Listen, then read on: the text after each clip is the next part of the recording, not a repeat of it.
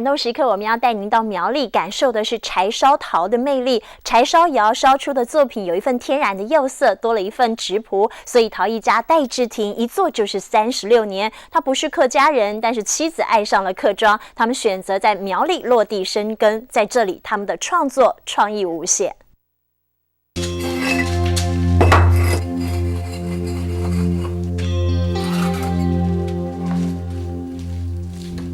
超过70小时的烧窑，拆开窑口，准备迎接柴烧的美丽与惊奇。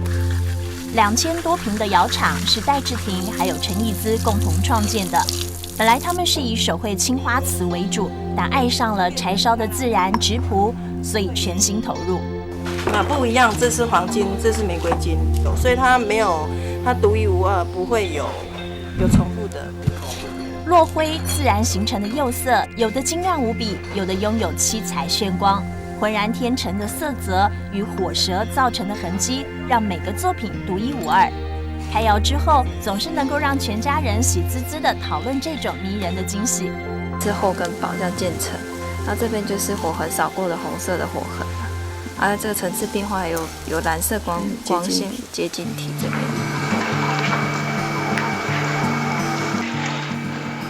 戴志廷投身陶艺36年了，着迷于柴烧窑的美，作品也跳脱传统。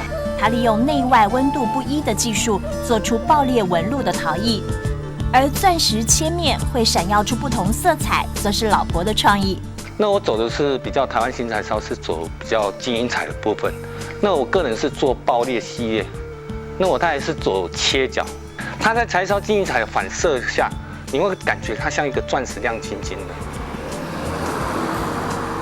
他们不是客家人，20几年前爱上桐花飞舞的客家庄，因此搬来了苗栗落地生根。女主人也把桐花的意象拿来装点陶艺，一片片的桐花栩栩如生，精细细腻。陈义姿把自己爱的五月雪成了爱乡、爱土、爱客家的印记。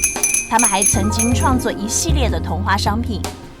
两夫妻除了不断创作，也让子女积极参与。他们希望在这块宝地，一家4口能够把柴烧窑的感动延续下去。36个寒暑与窑烧温存一段爱恋，纷飞的桐花见证70小时后拆开窑口的惊喜，是等待再一次的感动时刻。